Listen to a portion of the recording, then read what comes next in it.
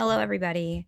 I'm a practicing therapist and a doctoral student of psychology. Today, I want to talk about how some dating advice is actually helping people stay single. And I think personally, this is an issue that I think if we can adjust or correct to some extent, it can help people to be in more relationships. So, why do I care about that? I think relationships are very healthy, but there is also research that being in healthy relationships actually increases your lifespan, benefits you in many ways, mental health wise, and support. For example, if you're in some sort of like medical danger, etc., somebody will know that something's either wrong with you or you're not responding, and they can help you. And normally that would be a husband, a wife, a girlfriend, boyfriend, someone close to you. It's not always the case, but a romantic relationship can protect you in a lot of ways. And so I think being in a relationship is beneficial. I'm also someone in a relationship, so there is bias, and I want that to be understood. So this is not always the case. And many people are sharing how to elevate themselves in dating. But actually, what I notice about a lot of these individuals is they're actually single themselves. And they've also been for a while. And so, why can this be a little risky? Sometimes, not all the time, when we listen to individuals without realizing it, we're actually applying the subconscious part of them, not the conscious part, not the direct part. And so they're giving you dating advice. That's the goal of, let's say, a lot of these individuals, channels, etc. But what happens is their subconscious is teaching you what they do. But the tricky part is what they do is what likely keeps them in the state they're currently in. And so you're not just listening to their advice, you're listening to their baggage, you're listening to their subconscious views, their subconscious claims, and it can affect your subconscious, which could push people away. And so I'm sharing this, I'm sharing what I do and what a lot of people I think can benefit from in terms of vetting information. It's just my perspective. And so it's not going to apply to everybody. Please take everything I say ever in all videos and everything with a grain of salt. I'm a person. I have my own bias, right? We all do. And I want to make my videos helpful. I've shared this before. And so if they're not helpful, click off. And if they continue to bother you, just unsubscribe. You don't need to be here or watch this video. This is for people who might find this useful. And the first perspective that I try to keep in mind when looking for dating advice, I don't really look at dating advice, so that wasn't a very helpful statement. But when, let's say, my friends are listening to dating advice, I try to think about it from this angle. When you hear dating advice come across as overly empowering, try to focus on what the foundation of the advice is. This one might be more common in the female space. All of my friends are women. And what I notice is there's like a lot of empowering advice. And what actually happens is when you look deeper in that empowering advice, it's actually encouraging lack of compromise. And so a lot of my friends might say, well, this guy didn't do A, B, and C, and so he's not right for me. He's not treating me the way I deserve to be treated. And to me, there's a lot of issues with that. They're my friends, so I do tell them, that I don't perceive it that way. I think that that's the reason why some of them have been single for a long time, because they're expecting something without verbalizing it and without compromising it.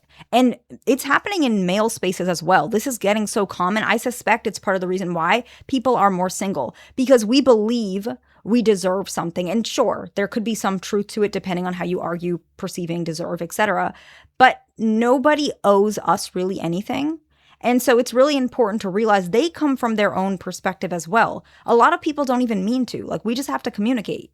People don't understand your boundary or how you feel because they just met you, right? And anybody who's in a long-term relationship knows that this is ongoing. And maybe that's exhausting for you. Then maybe you can stay single. That's fine. But for those who want to be in a relationship, it's important that communicating is a very important skill. You can't just give the silent treatment or cut them off immediately and expect that you're going to be in a relationship and then down the line complain that no one ever wanted you, when in actuality, you're behaving a certain way that's pushing people away. I'm not saying for you guys specifically, but I am saying this dating advice is making people perceive that dating should be easy, that someone should just like fall out of the ceiling and be exactly perfect for them without them going out, without them trying, without them communicating properly. And I think that's important. The next one is, and this may not fit everybody, but for people who are in a long-term relationship or marriage, right, such as myself, you might understand this. A lot of single people who don't have any long-term experiences or bad long-term experiences give advice about dynamics that they have never witnessed. So if you're in a good relationship, you will still argue about certain things. Maybe you want, like, I don't know, example, a broken table, right? There's a broken table. I think in our group, I showed you guys a picture of a broken table in the living room, right? And I'm asking my significant other that I would like him to fix it at one point or change it at one point.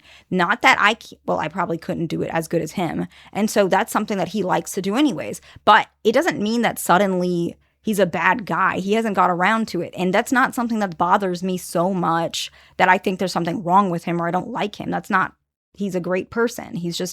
He's leaving that table for when he's ready to, and I don't like it as much as maybe he can tolerate it more. It's fine. We never argue about this table, right?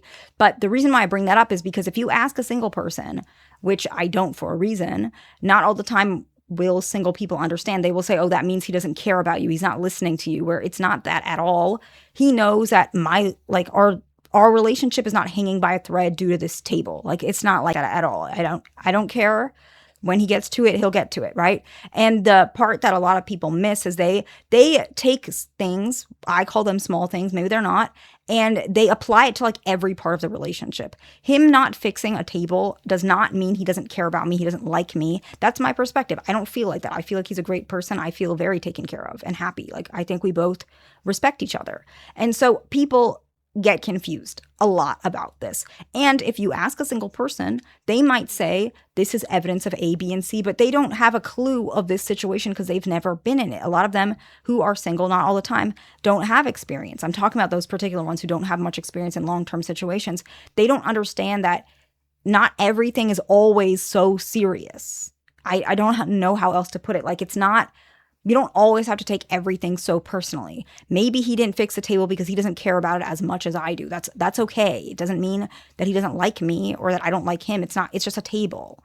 People don't understand that. They take everything so seriously. I think, to be honest, a lot of people have just become more sensitive about certain things. And I understand that that can be hard for a lot of people, but these are just my thoughts. The other case is that I also see when advice resonates with the hurt side of you, a lot of times what happens is it keeps you stuck. And so chances are the person who's sharing this information has also been hurt and they are single. That's my guess, but typically they are. They're hurt and they're single. And what's happening is they're accidentally teaching you how to remain single. So they might say all men are like this, or be careful because a man will leave you when you're sick, which is not true.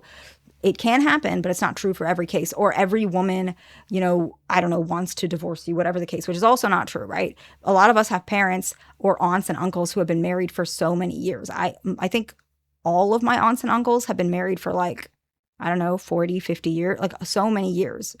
Like, they're pretty much their entire adult life. Like, a lot of us know that that's just not true, right? If you have experiences with people who are married, you're married yourself in a relationship, etc., you know that people who have this type of very hurt, negative perspective, they're like, you can feel these types of people. You can almost I don't know, if you're having a conversation with someone negative, you can almost feel that negative energy and it causes you to want to be away from them. So if a person is positive or wants to be in a relationship, a person like that is probably the last person they want to be in a relationship with, which is unfortunate because that very person really wants a relationship. He or she really wants a relationship. That's why they're so negative and so fixated on relationships, because they really want one. Whether they want to admit it or not, that's what's happening. But they're actually doing the opposite of what it takes to gain a relationship typically. Again, not everything is black and white. So please, again, take everything with a grain of salt, but it's really important that you realize, or somebody realizes, if you are listening to advice that's constantly negative and they themselves have been hurt, they are unhealed and they're just keeping you unhealed as well. They're keeping you stuck, okay? And that's one perspective I see. Another one is they give advice based on their own experience, but they act like it's universal, really similar to pretty much everything I've said. So this is just something to keep in mind. Everyone's experience is their own experience. There's so many factors. It's not universal. And I always say this because it's important. People who are in really happy relationships, they're not going to broadcast. Some of them do if that's like their type of content, but most people are not going to sit there and make detailed videos about their marriage and their relationship daily or every day because they're happy. They don't have that negative weight. They'd rather focus on spending time with their loved one, doing things with that person and keeping those things private. And so most people who have enough time and energy to sit there continuously talking about negative things, because most people who are more positive talk about negative things all the time really affects you. It does. That's actually why a lot of videos I make on this channel are more on the positive side, because when I'm talking about negative things all the time, it just affects me and I don't like that feeling. I have better things to do with my time personally. And so if a person is always sharing negative information, often they have a reason. It's based on their own experiences, and they're acting like it's universal without realizing that most people who are happy, they just don't want to do that because they can feel the difference. If you're always unhappy, you can't feel the difference between how much talking about negative stuff affects you because you're already in a low space. And I'm sorry for that experience. That's something that a lot of people, I want them to be uplifted and better. That's actually why I'm making this video, because I want you guys to not stay in that space. It's not healthy for you.